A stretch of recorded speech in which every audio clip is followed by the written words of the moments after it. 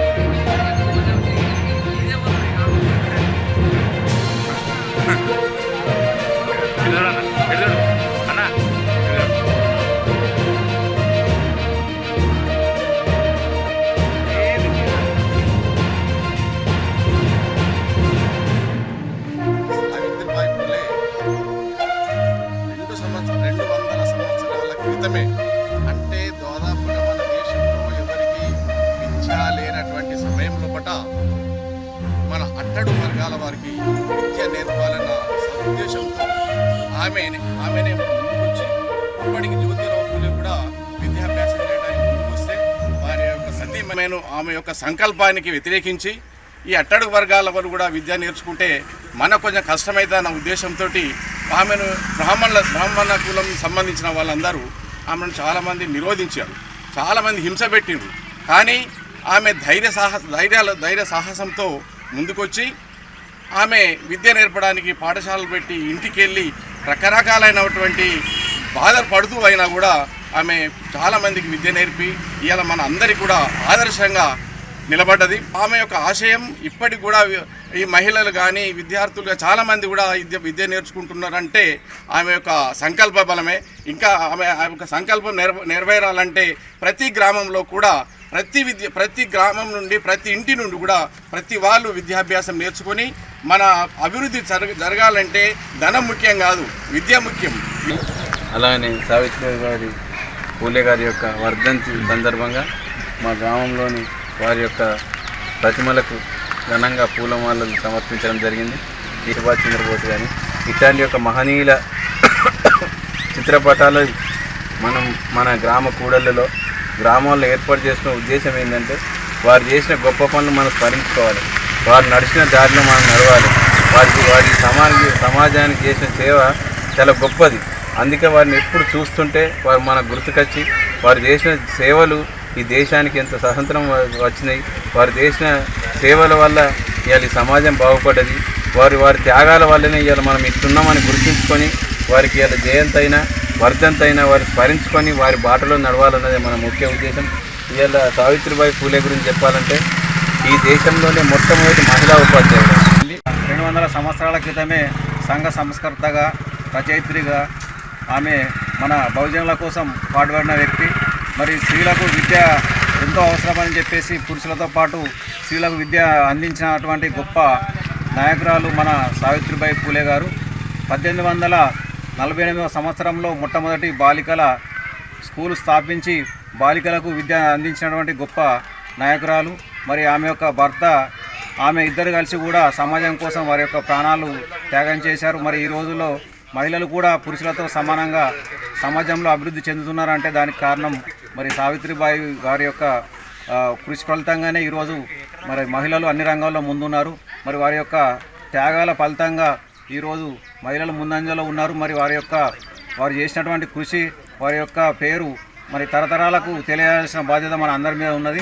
వారి యొక్క చరిత్రను మన పిల్లలకు, మన భవిష్యత్ తరాలకు ప్రతి ఒక్కరు అందించాలి. వారి యొక్క విగ్రహాలు ప్రతి ఊరిలో ప్రతిష్ఠించి వారికి ప్రతి ఏటా జయంతి కానీ వర్ధంతి కానీ ఘనంగా జరుపుకున్నప్పుడే వారికి నిజమైన వాళ్ళ యొక్క ఆత్మ సంతోషపడుతుంది. మన దేశంలోనే మొట్టమొదటి ఉపాధ్యాయులుగా పనిచేసిన సావిత్రిబాయి పూలే 126వ వర్ధంతి సందర్భంగా మేము ఈరోజు ఆమెకు ఘన నివాళులు అర్పించడం అందరం మద్దికుంట గ్రామ తరఫున. ఆమె చేసిన సేవలు ఎంతో మందిని తీర్చిదిద్దింది. ఈరోజు మహిళలు చదువుకుంటున్నారంటే కారణం మొట్టమొదట ఆమె కృషితోటే. ఇప్పుడు మహిళలు అన్ని రంగాల్లో ముందంజలు ఉన్నారు. మనం చదువుకునే వాళ్ళు కాకపోదురు. ఈ బహుజనులు అందరూ చదువుకునే వాళ్ళు కాకపోదురు. ఈ మన సావిత్రిబాయి పూలే చదువుకొని మొట్టమొదటి ఉపాధ్యాయులు అయిన తర్వాత మహిళలు చదువుకోవాలని చెప్పి ఆమె బాగా కృషి చేసారు. ఇప్పుడు మా చట్టసభల్లో కూడా మనకు మహిళలకు రిజర్వేషన్లు ఇవన్నీ కల్పించిన వీళ్ళు మన సావిత్రిబాయి వీళ్ళ కృషితోటే సాధ్యమైంది. ఇక ముందు కూడా మహిళలకు ఎక్కువ ప్రాధాన్యత ఇవ్వాలని నిన్ననే మహిళా అంతర్జాతీయ దినోత్సవం జరుపుకున్నాం. ఎప్పుడైనా మహిళలను గౌరవించాలి, ప్రతి ఒక్కరిని మహిళలను గౌరవించాలని మా బీసీ సంఘం తరఫు నుంచి మేము అందరం కోరుకుంటున్నాం. ఈరోజు ఘన నివాళులు అర్పించినందుకు అందరికీ. సావిత్రిబాయి పూలే గారు మొదటి ఉపాధ్యాయురాలు. ఈమె వెనుకబడిన వాళ్ళ కోసం విద్య అందించాలనే ఉద్దేశంతో మళ్ళీ స్త్రీకి విద్య కూడా ఉండాలని ఎంతో ప్రోత్సాహం చేసి దీన్ని ముందుకు తీసుకొచ్చిన ఉపాధ్యాయురాలని చెప్తున్నాను. సావిత్రిబాయి పూలే జ్యోతిబాయి పూలే ఇద్దరు కలిసి